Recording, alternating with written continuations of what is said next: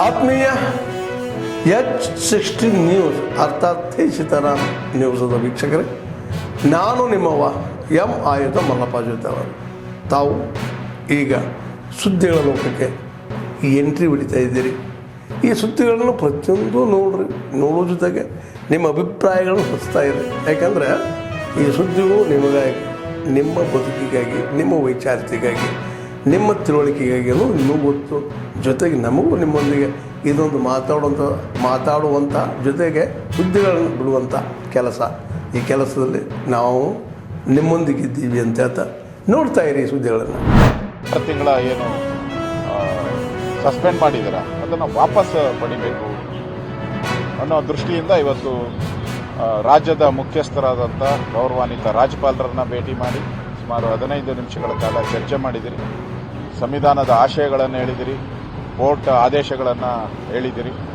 ಇವೆಲ್ಲವನ್ನು ಗಮನ ತಂದಿದ್ದೀರಿ. ಅವರು ಇಮಿಡಿಯೇಟಾಗಿ ರಾಜ್ಯ ಸರ್ಕಾರಕ್ಕೆ ಪತ್ರ ಬರೀತೀರಿ ಮತ್ತು ಸಂಬಂಧಪಟ್ಟಂಥ ಮಂತ್ರಿಗಳ ಜೊತೆ, ನಾನು ಸ್ಪೀಕರ್ ಜೊತೆ ಇಮಿಡಿಯೇಟಾಗಿ ಇವತ್ತೇ ನಾನು ಮಾತಾಡ್ತೀನಿ ಅನ್ನೋ ಪಾಸಿಟಿವ್ ಆಗಿ ಹೇಳಿದ್ದಾರೆ. ಹೋರಾಟ ನಿರಂತರ. ಸೊ ನಾವು ಇನ್ನಿಷ್ಟು ಎಜುಕೇಟೆಡ್ ಆಗಬೇಕು ಅನ್ನೋದು ಅದೂ ಇರುತ್ತೆ. ಜೊತೆಯಲ್ಲಿ ನಾವು ಮೊನ್ನೆ ನಮ್ಮ ಆಫೀಸ್ ಮುಖಾಂತರ ಮಾಡಿದಾಗ ಒಂದು ಹಾಡು ಹಾಡಿದರು, ಅರಿವೇ ಅಂಬೇಡ್ಕರ ಗುರುವೇ ಅಂಬೇಡ್ಕರ ಅಂತ. ಸೊ ನನ್ನ ಒಂದು ವೈಯಕ್ತಿಕ ರಿಕ್ವೆಸ್ಟ್ ಎಲ್ಲರಲ್ಲಿ ಏನಂದರೆ, ಕಾನೂನಿನ ಅರಿವು ಕೇವಲ ಕಾನೂನು ತಜ್ಞರಿಗೆ ಮಾತ್ರ ಇರಬೇಕಂತಿಲ್ಲ. ಅದ್ರ ಬಗ್ಗೆ ನಾವೆಲ್ಲರೂ ಅರಿವನ್ನು ಹುಟ್ಟಿಸಿಕೊಂಡು ಕಾನೂನು ನಿಜವಾಗ್ಲೂ ತಿಳ್ಕೋಬೇಕು. ತಿಳ್ಕೊಂಡಾಗ ಮಾತ್ರ ನಾವು ನಮ್ಮ ಹಕ್ಕುಗಳಿಗೋಸ್ಕರ ಹೋರಾಡಲಿಕ್ಕೆ ಸಾಧ್ಯ.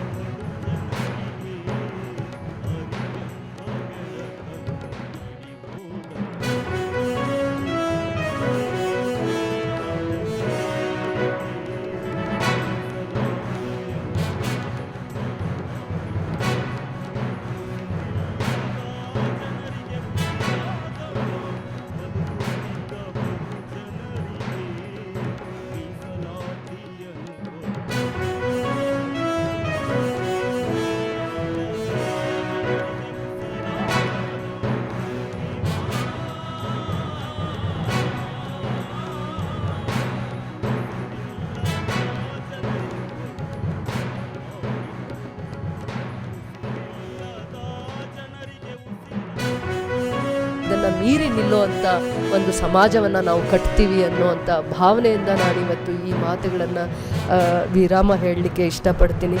ಸವ್ಯ ಸಮಾಜವನ್ನು ಕಟ್ಟಬೇಕು ಅಂತಂದ್ಬಿಟ್ಟು ಯಾವಾಗಲೂ ಶಿಕ್ಷಣದ ಕ್ರಾಂತಿ ಗಾಂಧೀಜಿಗಿಂತ ಇನ್ನೂ ಒಂಚೂರು ಮುಂದೆ ಹೋಗಿ ದೂರದೃಷ್ಟಿಯನ್ನು ಇಟ್ಕೊಂಡಿದ್ರು. ಏನಂದರೆ ಶಿಕ್ಷಣ ಕ್ರಾಂತಿ ಒಂದು ಮಾತ್ರ ಇಡೀ ಸಮಾಜವನ್ನು ಸುಧಾರಣೆ ಮಾಡುತ್ತೆ. ಯಾರು ವಿದ್ಯಾವಂತರಾಗ್ತಾರೆ, ಶಿಕ್ಷಣ ಕ್ಷೇತ್ರಕ್ಕೆ ಹೆಚ್ಚು ಮಹತ್ವವನ್ನು ಕೊಡ್ತಾರೆ, ಅವರು ಮಾತ್ರ ಸುಧಾರಣೆಗಳನ್ನು ತರಲಿಕ್ಕೆ ಆಗುತ್ತೆ ಅನ್ನುವಂಥ ಚಿಂತನೆಗಳಲ್ಲಿ ಬದುಕಿದ್ದಂತೆ.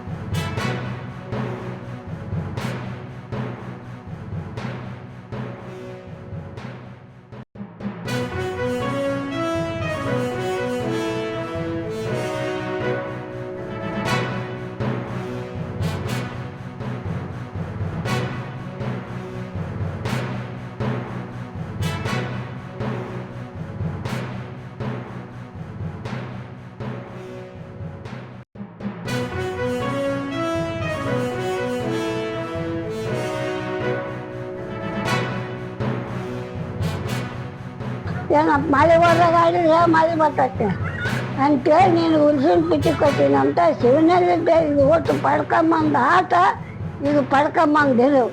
ಈಗ ನಡಂತ ಬಂದರು ಎಲ್ಲವು. ಅವಾಗ ಬಿಡ್ಬಿಡ್ಕ್ಯಾರು, ಜೋಗ್ಯರು, ಡಾಮ್ರು, ದಾಸರು ಆವಾಗಿನ ಬಂದಿದ್ದರು. ಈಗ ಯಾರು ಎಲ್ಲರ ಮೂಲಿ ಹೋಗ್ಬಿಟ್ಟಾರೆ. ನಾನು ಒಬ್ಬಕ್ಕೆ ನನ್ನ ಮನ್ತಂಡ ನಾವು ಸಾಯಿಸ್ಕೊಂಡು ಮೊಮ್ಮಕ್ಕಳು ಸಾಯಿಸ್ಕೊಂಡು ಇಲ್ಲಿ ಮಠ ಬಂದೀನಿ.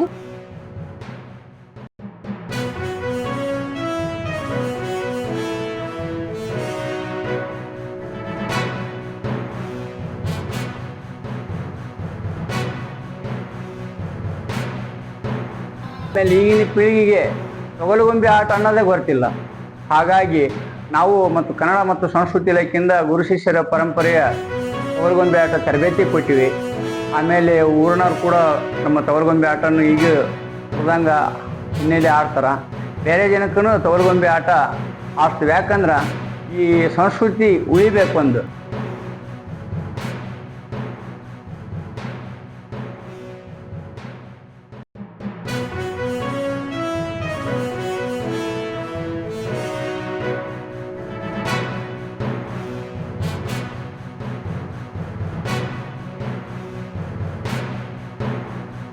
ಸುಮಾರು ಒಂದು 12 ಪರ್ವಗಳನ್ನು ಇವರ ತಂದೆಯಿಂದ ಇವರು ಮಕ್ಕಳು ಕಲಿತಿದ್ದಾರೆ. ಮತ್ತು ಅವರ ತಾಯಿಯಾದ ಭೀಮಮ್ಮನು ಕೂಡ ಇವರಿಗೆಲ್ಲ ಪಾಠಗಳನ್ನು ತರಬೇತಿ ಮುಖಾಂತರನ್ನು ಕೊಟ್ಟಿದ್ದಾರೆ. ಇವತ್ತಿನ ದಿವಸ ಪದ್ಮಶ್ರೀ ಪ್ರಶಸ್ತಿಯನ್ನು ಸಿಕ್ಕ ತಕ್ಷಣ ನಮ್ಮ ಗ್ರಾಮದಲ್ಲಿ ಒಂದು ವಿಜೃಂಭಣೆಯಿಂದ ನಾವು ಆಚರಣೆಯನ್ನು ಮಾಡಬರ್ತಕ್ಕಂಥ ಒಂದು ಸಂದರ್ಭ.